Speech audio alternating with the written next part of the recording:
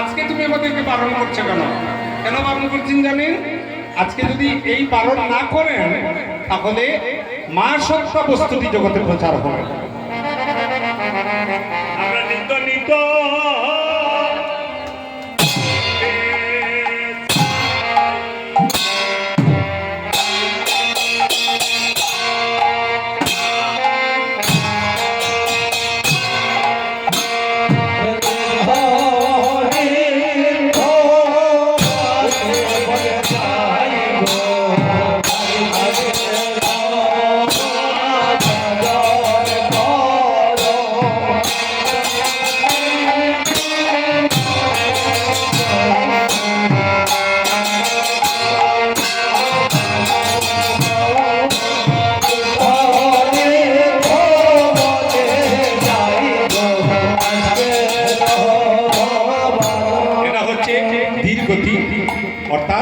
গজগতি।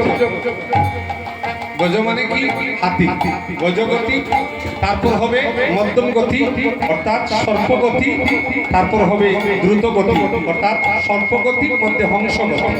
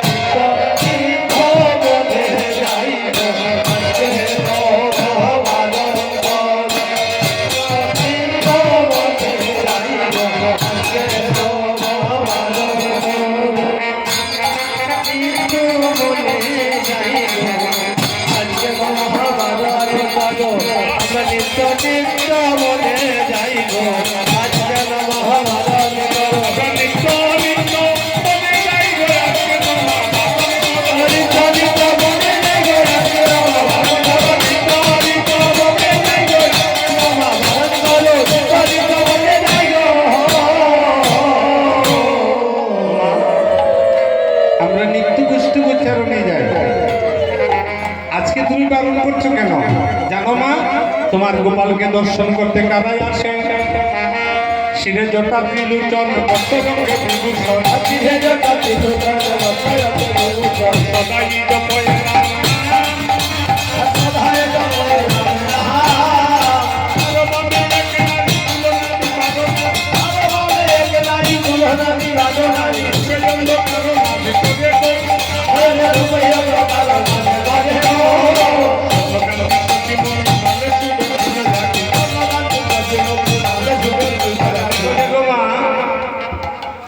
আপনাদের মতো একজন মা বনমাঝি। আমার যে মা, এই মায়ের হাত হচ্ছে দুটি ছোট, আর বনমাঝি যে মা দেখলাম ওই মায়ের হাত গুনে দেখলাম 10টি। 10টি হাত দিয়ে গোপালকে লনি দিয়ে বলছে, ও গোপাল তুই আমার মা ডাকবে? গোপাল মস্তক নাড়াচাড়া দিয়ে বলছে, না না আমি তোমার মা ডাকবো। কেন ডাকবে না? তুমি 10 সাথে লনি খাওয়ালেও আমার পেট তো ভরে না।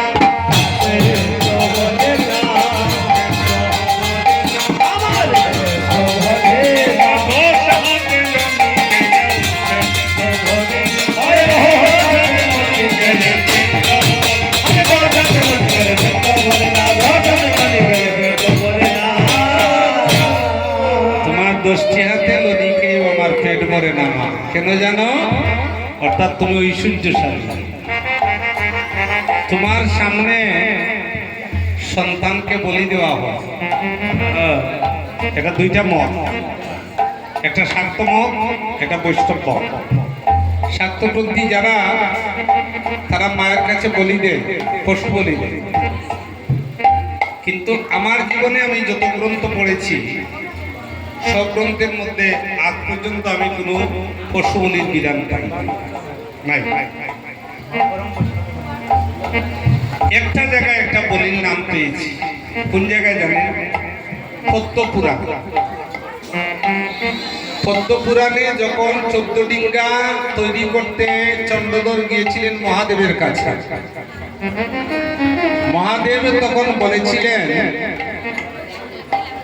শিব বলে উত্তর ডাল দিলাম তোমারে, আর লক্ষ সাগ বলি দিয়া পুজো চন্ডিকায়। এখানে বাংলা ব্যাকরণ খুব কঠিন। এই যে শাকের কথা বলছেন, এই শাক শব্দের অর্থ ছাগল নয়।